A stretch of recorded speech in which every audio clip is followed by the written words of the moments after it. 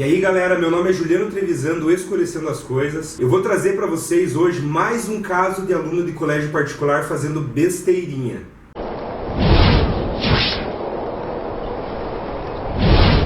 Na última semana, o Colégio de Salvador, Colégio Anchieta, promoveu o Dia do Mico. A temática desse ano foi lendas urbanas. Para a surpresa até mesmo dos estudantes do colégio, 2 alunos foram fantasiados de Ku Klux Klan.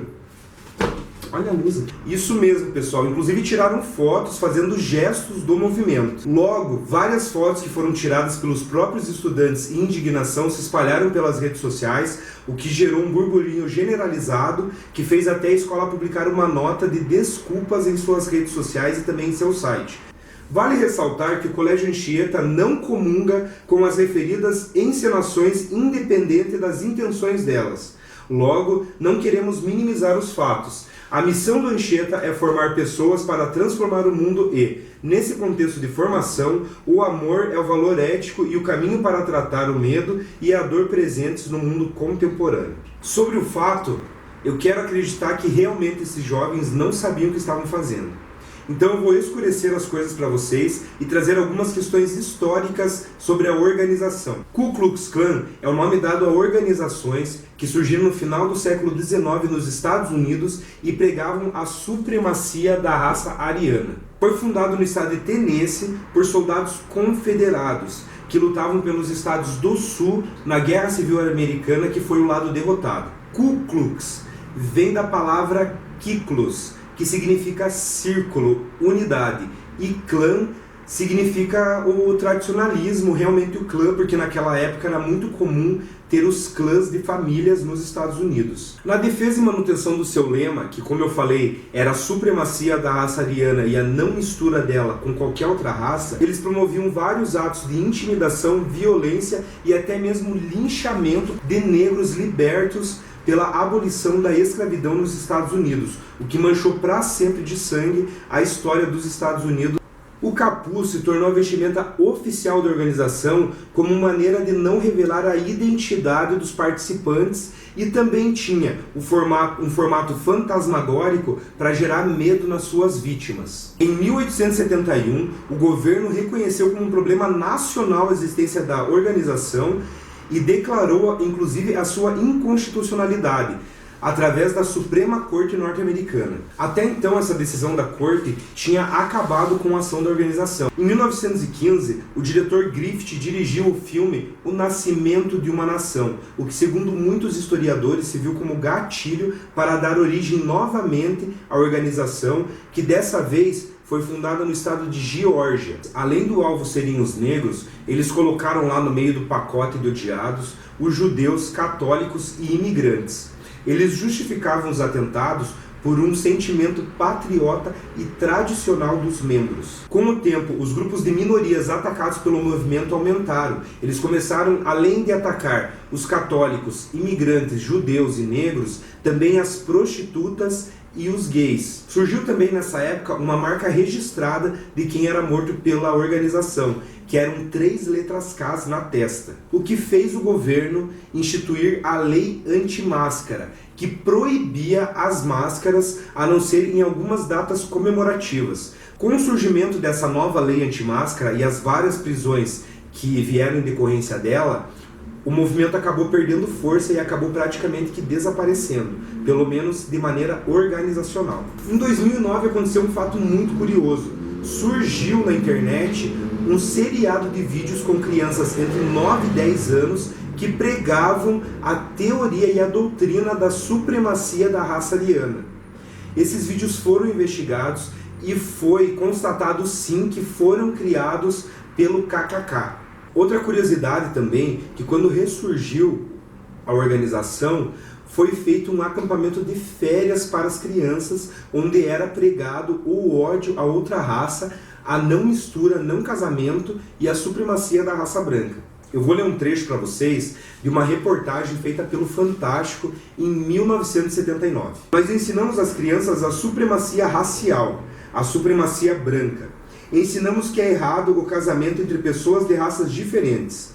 Aqui nesse camping, as crianças fazem a promessa de que jamais se misturarão socialmente com pessoas de outras raças. Atualmente ainda existem muitas pessoas que simpatizam com a ideologia e que acabaram formando grupos menores que também pregam a supremacia da raça branca. Já pelo fato ocorrido no Colégio Anchieta, eu acho que a gente não deve generalizar, falar que todo mundo daquele colégio é nazista, é racista, é preconceituoso. Foi feita uma temática, Dia do Mico.